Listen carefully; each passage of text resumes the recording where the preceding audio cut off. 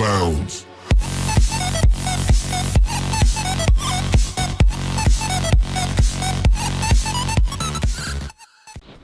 Hello everyone, welcome to ETC online. आज हम लोग पढ़ेंगे क्लास 10th का चैप्टर नंबर 2 नेल्सन मंडेला। इसका एक वीडियो मैं पहले भी बना चुका हूँ, जिसका लिंक आप लोगों को डिस्क्रिप्शन बॉक्स से मिल जाएगा। आज हम लोग पढ़ेंगे इसी का पार्ट 2। तो पिछले एपिसोड में हमने पढ़ा था 300 साल तक साउथ अफ्रीका अंग्रेज़ों का गुलाम रहने के बाद में लास्ट में फ्रीडम को गेन कर लेता है। वहाँ के पहले ब्लैक प्रेसिडेंट होते हैं नेल्सन मंडेला। नेल्सन मंडेला आते हैं शपथ लेने के लिए और सब लोगों के सामने आकर स्पीच देने लगते हैं। अपनी स्पीच में वो काफ़ी सारी बातें बताते हैं, हिस्ट्री की काफ़ी सारी बातें बताते हैं और अपने कंट्री के फ्रीडम फाइटर्स के बारे में भी बताते हैं। ये सारी बातें हमने पढ़ी थी पिछले एपिसोड में। अब स्टार्ट करते हैं आगे से। इस लड़ाई में मेरे ये सारे साथी थे, कॉमरेड्स का मतलब होता है साथी। इस लड़ाई में मेरे बहुत सारे ऐसे साथी थे जिनसे मैंने करेज का मीनिंग सीखा, मतलब जिनसे मैंने साहस या हिम्मत का मतलब सीखा। टाइम एंड अगेन का मतलब होता है बार बार। मैंने बार बार बहुत सारे मैन और वीमेन को अपनी लाइफ को रिस्क में डालते हुए देखा है, सिर्फ एक आइडिया के लिए। मैंने काफ़ी बार काफ़ी सारे लोगों को भी देखा है जो किसी भी तरह के टॉर्चर और अटैक को सहन कर रहे हैं बिना टूटे हुए, विदाउट ब्रेकिंग, मतलब बिना टूटे हुए, यानी बहुत ज़्यादा जटिलता के साथ। और एक ऐसी ताकत और रेजिलियंस मतलब होता है सहन शक्ति, और एक ऐसी ताकत और सहन शक्ति का वो लोग प्रदर्शन करते हैं जो हमारी इमेजिनेशन के भी परे है, यानी जिनकी हम लोग इमेजिनेशन भी नहीं कर सकते। मैंने ये भी सीखा है कि करेज का मतलब डर का एब्सेंस नहीं होता। करेज यानी साहस, फियर यानी डर, बल्कि साहस उसे बोलते हैं जब हम अपने डर के ऊपर जीत प्राप्त कर लेते हैं, जब हम अपने डर को जीत लेते हैं। ट्रायम्फ यानी होता है जीतना, विजय प्राप्त करना। ब्रेव मैन वो नहीं होता जिसे वास्तव में डर नहीं लगता, बल्कि वो होता है जो अपने डर के ऊपर विजय प्राप्त कर लेता है। कॉन्कर का मतलब भी होता है जीतना। कोई भी इंसान पैदा होते ही किसी इंसान से सिर्फ इसलिए नफरत नहीं करने लग जाता क्योंकि उसकी स्किन का कलर अलग होता है, उसका बैकग्राउंड अलग होता है या फिर उसका रिलीजन अलग होता है, बल्कि लोगों को नफरत करना सिखाया जाता है। और अगर लोग नफरत करना सीख सकते हैं तो लोगों को प्यार करना भी सिखाया जा सकता है, क्योंकि प्यार लोगों के दिलों में नेचुरली होता है, बजाय इसके ऑपोजिट के, यानी नफरत के। यानी कहने का मतलब यह है कि लोगों के दिलों में प्यार तो पहले से ही रहता है, सिर्फ नफरत करना हमें सिखाया जाता है। जब मैंने जेल में अपना गंभीर समय बिताया, ग्रिमेस्ट मतलब होता है गंभीर या जो हमें अच्छा ना लगता हो, प्रिजन यानी जेल। जब मुझे और मेरे साथियों को एक लिमिट तक टॉर्चर किया गया, यानी जब हम लोगों के ऊपर बहुत ज़्यादा अत्याचार किए गए, उस समय मुझे किसी एक गार्ड में ह्यूमैनिटी की एक ग्लिमर दिखाई दी थी। ग्लिमर यानी होता है झलक, ह्यूमैनिटी यानी मानवता। यानी जब हम लोग जेल में थे और जब हम लोगों को बहुत ज़्यादा टॉर्चर किया जा रहा था, उस समय मुझे किसी एक गार्ड में मानवता की एक झलक दिखाई दी थी। शायद वो झलक 1 सेकंड के लिए ही मुझे दिखाई दी थी, लेकिन वो 1 सेकंड की झलक भी इनफ थी मुझे आश्वस्त करने के लिए, मुझे अश्योर करने के लिए और आगे बढ़ते रहने देने के लिए। अब देखिए यहाँ पे एक बहुत ही अच्छी लाइन बोली गई है, man's goodness is a flame that can be hidden but never extinguished. मतलब इंसान की गुडनेस एक फ्लेम की तरह होती है, इंसान की अच्छाई एक आग की तरह होती है, एक ज्वाला की तरह होती है, जिसको छुपाया जा सकता है लेकिन जिसको कभी भी बुझाया नहीं जा सकता। एक्सटिंग्विश मतलब होता है बुझाना। लाइफ में हर इंसान के पास 2 ऑब्लिगेशंस होते हैं। ऑब्लिगेशंस मतलब होता है जिम्मेदारी या दायित्व।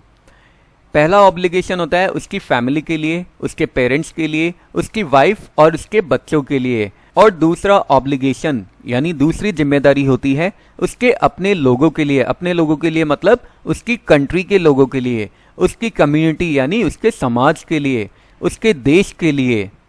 सिविल का मतलब होता है सभ्य, ह्यूमेन का मतलब होता है मानवीय। एक सभ्य और मानवीय समाज में हर इंसान अपनी इन दोनों ऑब्लिगेशंस को फुलफिल कर सकता है अपने अपने इंक्लाइनेशन मतलब होता है इंटरेस्ट, अपने अपने इंटरेस्ट के अकॉर्डिंग और अपनी अपनी एबिलिटीज़ के अकॉर्डिंग। यानी हर इंसान इन दोनों ऑब्लिगेशन को फुलफिल कर सकता है, या इन दोनों में से कोई भी एक ऑब्लिगेशन को फुलफिल कर सकता है जिस तरफ उसका इंटरेस्ट है। अगर उसका इंटरेस्ट अपनी फैमिली की तरफ है तो वो अपनी फैमिली के ऑब्लिगेशन को भी पूरा कर सकता है। अगर उसका इंटरेस्ट अपनी कंट्री के लिए है तो वो अपनी कंट्री की ऑब्लिगेशन को भी पूरा कर सकता है। लेकिन साउथ अफ्रीका जैसे कंट्री में मेरे जैसे बर्थ के और मेरे जैसे कलर के लोगों के लिए इन दोनों ऑब्लिगेशन को फुलफिल करना ऑलमोस्ट इम्पॉसिबल था। साउथ अफ्रीका में मेरे जैसे कलर का कोई आदमी अगर वास्तव में एक इंसान बनके जीने की कोशिश करता था तो उसको पनिश किया जाता था और उसे अलग कर दिया जाता था। आइसोलेटेड मतलब होता है अलग कर देना। साउथ अफ्रीका में अगर कोई आदमी अपने देश के लोगों के लिए अपनी ड्यूटी फुलफिल करने की कोशिश किया करता था तो उसको अपनी फैमिली से अलग कर दिया जाता था, अपने घर से अलग कर दिया जाता था और उसको एक अलग ही लाइफ बिताने के लिए मजबूर कर दिया जाता था।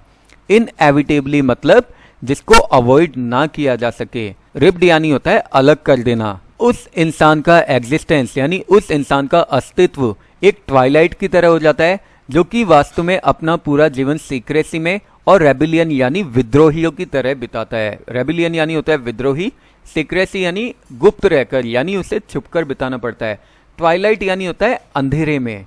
स्टार्टिंग में यानी शुरुआत में मैंने अपने देश के लोगों को अपनी फैमिली से ऊपर कभी नहीं रखा था, लेकिन अपने देश के लोगों की सेवा करने की जब मैंने कोशिश की तो मैंने पाया, तो मुझे पता चला कि वास्तव में मुझे अपने ऑब्लिगेशंस पूरा करने से रोका जा रहा है, मुझे अपनी जिम्मेदारियां पूरी करने से रोका जा रहा है। जिम्मेदारियां एक बेटा होने के नाते, एक भाई होने के नाते, एक फादर और एक हस्बैंड होने की मेरी जो जिम्मेदारियां हैं उनसे मुझे दूर किया जा रहा था। जब मैं पैदा हुआ उस समय मेरे अंदर आज़ादी प्राप्त करने की कोई भूख नहीं थी, कोई हंगर नहीं थी, बल्कि मैं तो पैदा ही एकदम आज़ाद हुआ था, एकदम फ्री हुआ था, हर तरीके से फ्री, हर तरीके से आज़ाद जैसा मैं जान सकता था। मेरी माँ की झोपड़ी के पास में जो खेत थे उनमें भागने में, हमारे गांव से होकर जो झरना निकलता था, स्ट्रीम यानी झरना, उसमें तैरने की मुझे आज़ादी थी। खुले आसमान के नीचे मिलीज रोस्ट करने की मुझे आज़ादी थी। मिलीज यानी मेज या भुट्टो को बोला जाता है। और धीरे धीरे चलने वाले जो बुल्स थे उनकी पीठ के ऊपर बैठकर राइड करने की मुझे आज़ादी थी। जब तक मैं अपने फादर की आज्ञा का पालन करता रहा, ओबे यानी होता है आज्ञा का पालन करना, और अपनी जाति के रीति रिवाजों द्वारा बंधा हुआ रहा। अबाइड यानी होता है बंधे रहना, कस्टम यानी रीति रिवाज, ट्राइब यानी होता है जाति, तब तक मुझे किसी तरह के भगवान के और इंसानों के कानून से कोई परेशानी नहीं हुई। यानी जब मैं एक छोटा बच्चा था, सिर्फ अपने फादर की आज्ञा का पालन किया करता था और अपने जाति के रीति रिवाजों को माना करता था, तब तक मुझे ना तो इंसान के बनाए हुए और ना ही भगवान के बनाए हुए किसी तरह के कानून से किसी तरह की कोई परेशानी हुई।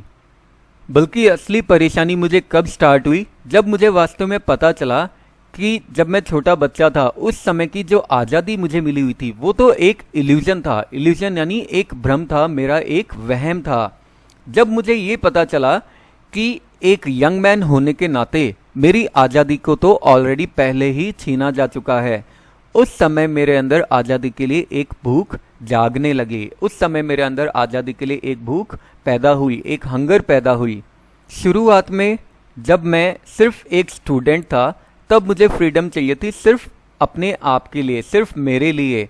मुझे एक ट्रांजिटरी यानी होती है टेम्परेरी, मुझे सिर्फ एक टेम्परेरी फ्रीडम चाहिए थी लेट नाइट बाहर रहने की, जो मैं चाहता था वो पढ़ने की और जहाँ मैं जाना चाहता था वहाँ जाने की।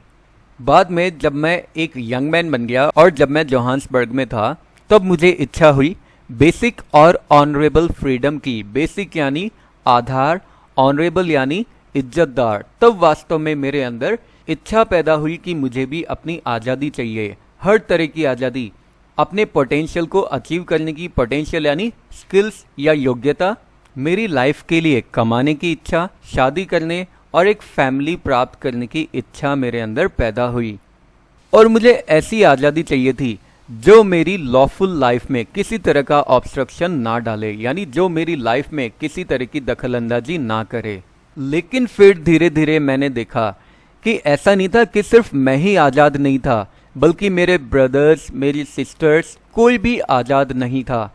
मैंने देखा कि ये सिर्फ मेरी फ्रीडम नहीं थी जिसे कर्टेल किया गया था। कर्टेल यानी होता है कम करना, लिमिट करना, बल्कि जो भी कोई मेरी तरह दिखाई देता था, यानी जो भी कोई डार्क स्किन पीपल थे, उन लोगों की फ्रीडम भी कर्टेल कर ली गई थी, उन लोगों की फ्रीडम को भी लिमिट कर दिया गया था। यही वो समय था जब मैंने अफ्रीकन नेशनल कांग्रेस को ज्वाइन किया, और यही वो समय था जब मेरी आज़ादी की भूख वास्तव में एक बहुत बड़ी भूख बन गई मेरे देश के लोगों की आज़ादी की।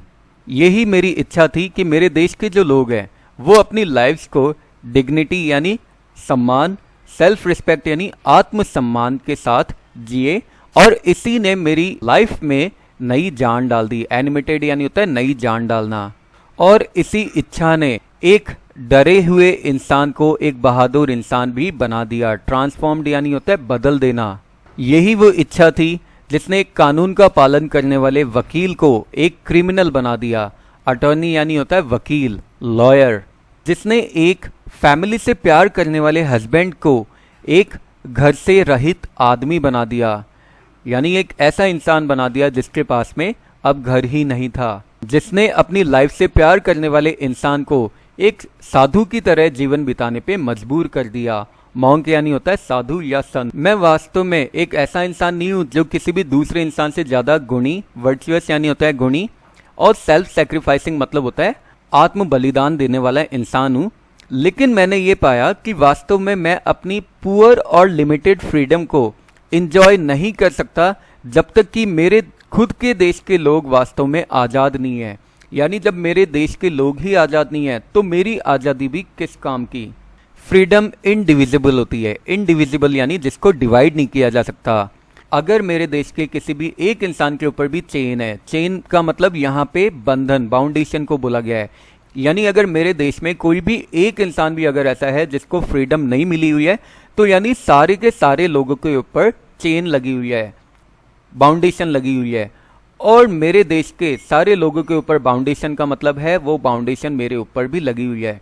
यानी ऐसा नहीं हो सकता कि मुझे तो आज़ादी मिल गई लेकिन मेरे देश के लोगों को आज़ादी नहीं मिली है। जब मेरे देश में किसी एक इंसान को भी आज़ादी नहीं मिली है तो इसका मतलब है कि हमारे देश में किसी को भी आज़ादी नहीं मिली है। मैं जानता था कि एक अत्याचार करने वाले को भी उतनी ही आज़ादी चाहिए जितनी एक अत्याचार सहन करने वाले को होती है। ऑपरेसर यानी होता है अत्याचार करने वाला, लिबरेटेड यानी होता है आज़ादी, ऑपरेस्ड यानी होता है जिसके ऊपर अत्याचार किया जा रहा है। एक ऐसा इंसान जो दूसरे इंसान की आज़ादी को छीन लेता है वो वास्तव में नफरत की जेल में बंद कर रह जाता है, यानी वो नफरत का कैदी बन जाता है। वह इंसान प्रेजुडिस और नैरो माइंडेडनेस की सलाखों के पीछे कैद है। प्रेजुडिस मतलब होता है भेदभाव करना, नैरो माइंडेडनेस मतलब होता है छोटा सोचने वाला। मैं वास्तव में खुद भी आज़ाद नहीं हूँ अगर मैं किसी और की आज़ादी छीन लेता हूँ, यानी किसी और की आज़ादी छीनने वाला खुद भी वास्तव में आज़ाद नहीं है।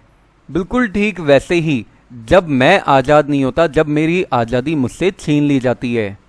अत्याचार सहन करने वाला और अत्याचार करने वाला दोनों ही वास्तव में मानवता से लुटे हुए होते हैं, यानी दोनों के पास में ही वास्तव में ह्यूमैनिटी नहीं देखी जा सकती, मानवता नहीं देखी जा सकती। तो ये था हमारा chapter Nelson Mandela long walk to freedom. I hope आप लोगों को इस चैप्टर में कोई भी डाउट नहीं है, चैप्टर आप लोगों को समझ में आ गया है। फिर भी अगर चैप्टर से रिलेटेड कोई भी क्वेश्चन आप लोगों के दिमाग में आता है तो आप लोग नीचे कमेंट सेक्शन में अपना क्वेश्चन रेज कर सकते हैं, मैं ट्राई करूंगा उसका आंसर देने की। अगर आप लोगों को वीडियो अच्छा लगा है तो इसी तरह के और मज़ेदार और इंटरेस्टिंग वीडियोज़ के लिए बने रहिए ETC ऑनलाइन के साथ। नेक्स्ट वीडियोज़ तक के लिए have a good day, take care and bye bye. Thank you.